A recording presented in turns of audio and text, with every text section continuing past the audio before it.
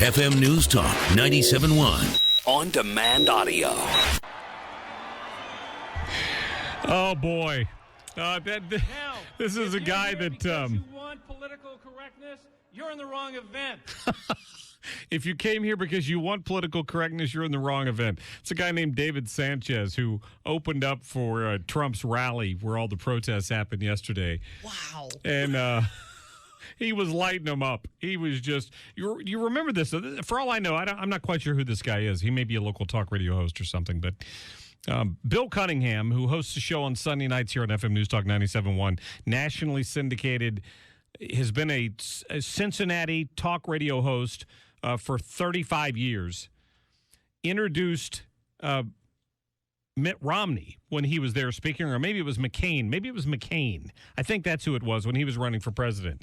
And he came out on stage and said, if you don't elect this guy, it had to be McCain, you're going to have a president named Barack Hussein Obama. We can't let that happen in the United States. And he ended up on the network news that night, and they all blasted him for not being politically correct. And how dare you, could you say that? And Bill still laughs about it to this day. So, how dare you say his name? Like the guy his said, full name. If you want political correctness, you came to the wrong place. Wow. I'm just telling you. Wiehl joining us now, an analyst on the Fox News and a frequent guest on the O'Reilly Factor. Lise, how are you? I'm doing great. Great to be with you. Well, it's great to have you. I appreciate that. When I saw your topic today about Gary Condit, I'm like, wow, that's a name I haven't heard in years. This is the former congressman who, at least for a while, was implicated in the death of an intern in Washington, right? Oh, yeah. It was the biggest story in the summer of 2001, of course, before 9/11 happened. That was that was a story that dominated the news.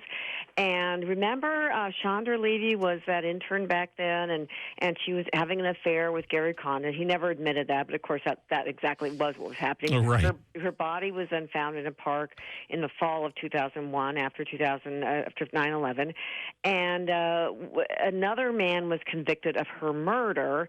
The interesting thing that's happened now is the man who was convicted is getting a retrial based on the fact that he confessed to a man in prison. That man his testimony has been recanted. Oh, no. Right, exactly. But other women who have had affairs with Gary Condit, who, by the way, 30 years her elder, married, congressman, lost his seat, his congressional seat. He's never, admitted to the crime, of course. We don't know that he did it, of course. But the interesting thing is, other women who had sex with Gary Condit around the time said he engaged in rough sex and had a penchant apparently for tying them up in knots. Oh. And Chandra Levy, as you might remember from the time, there were knots around her body in that park. So the interesting thing that's going to come forth in the deposition we've got to be looking forward to is, what are the knots that Gary Condit, used while he had sex with these women? It's very gross and grotesque, but is there a tie, pardon the pun, with those knots? Sounds like a knotty issue. Naughty issue, yes. Yes. Naughty and naughty. What's Condit doing these days? Because he lost his congressional seat over that, didn't he? I don't know. He started an ice cream business. I'm not even kidding. And beyond that, I don't know. Selling ice cream to young girls, I hope not. Oh, don't even. I'm sorry. Even the words are spilling out of my mouth. I knew you were going to go with that. I know. I'm sorry. I'm sorry. I know this wasn't on your list of things to talk about today, but since you have a legal background, I wanted to ask this question. Today, the State Department released an audit of Hillary Clinton's email use, and it found that she violated the rules, basically, and it faulted her use of it, and it basically said that she didn't comply with the Federal Records Act in how she dealt with this. Well, are there legal implications to not complying with the Federal Records Act? Yes, I mean we kind kind of knew that from the get-go, but that's fairly minor as compared to what other things I've been looking at for a long time. The Federal Records Act is less, of course, than the Espionage Act, which is what they have been looking at for a long time. So if the Federal Records Act is all that's left to be looked at, that's much minor than the Espionage Act, in my estimation anyway. Sure, but I'm just thinking, if I didn't, this audit doesn't sound like something that's likely to result in charges. No. But a lot of what she's accused of in doing could be technically and sort of falls along the same lines of what the FBI is looking into.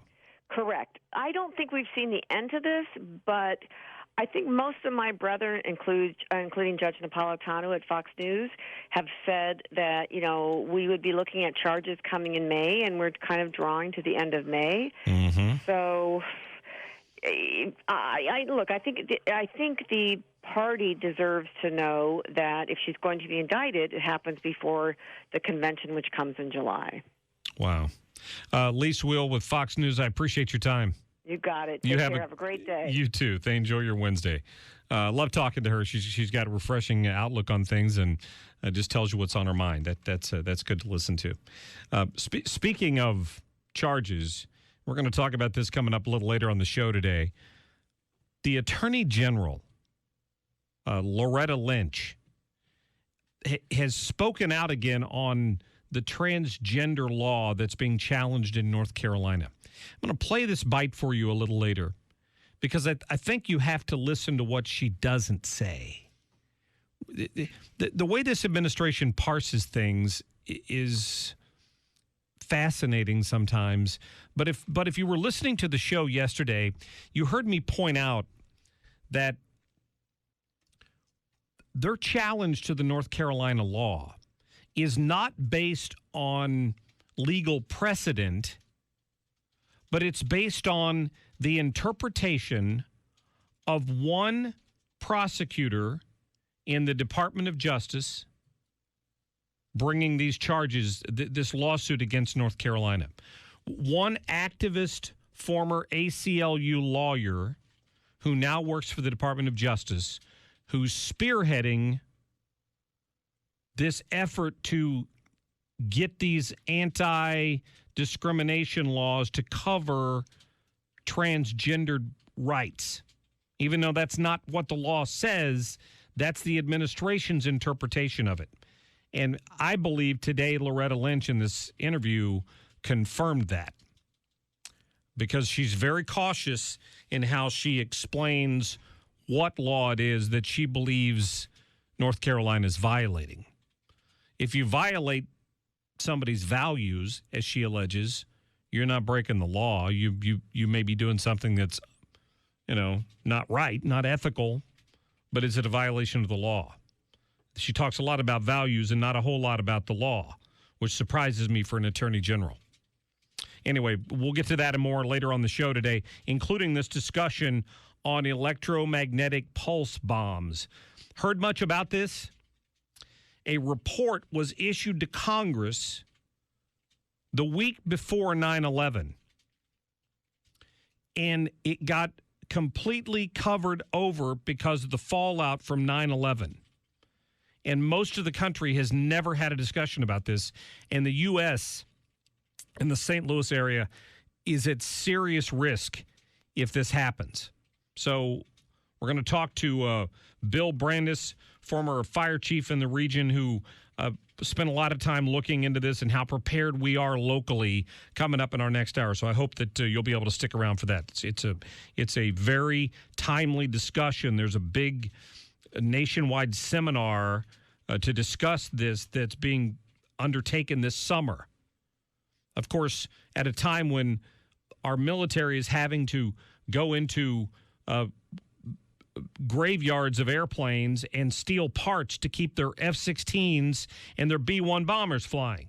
I don't know how in the world we have enough money to prepare for something like that. Anyway, that's still ahead. Let me get to Daryl. Daryl's been holding for a while. Daryl, welcome into the show. Are you there? I'm sorry, Daryl, are you there? Daryl going once. Daryl going twice. So I'm going to hang up on Daryl. But what Daryl wanted to talk about was, who cares if Hillary used her own email? I'm going to vote for whoever's helping me out. That's why I wanted to talk to Daryl. Who cares about Hillary's email? I'm going to vote for whoever's helping me out. Remember Mitt Romney's 47% argument? Had I spoken to Daryl, I think I would have been speaking to somebody who falls into that category, who could care less about what's going on to the country and more about how it's what are you going to do for me? That's the feedback I get from a comment like that. Only cares that Hillary Clinton might try to raise the minimum wage, which of course is going to cost jobs for the few people that might get a raise. Hundreds and maybe potentially tens of thousands of people are going to lose their jobs. It's a job killer is what that is. And this is one of the major problems that we have in our recent election cycles. And quite frankly, if this immigration discussion does not go the right way, a Republican may never be elected to the presidency again in our lifetime. So there are people listening to the show who are early millennials, and there are people listening to this show who are in their 60s or 70s. I'm talking about all of you. From the youngest one listening to the oldest. In our lifetime, we may never see a Republican elected again if Hillary Clinton gets elected and gives amnesty to 12 million illegals who are all going to fit largely into the category of, I'm going to vote for the guy who's going to give me something. Right now, it's still close. But very soon it won't be. It'll be lopsided to the takers. 314-969-9797. Our discussion on EMPs after the top of the hour. Stick around.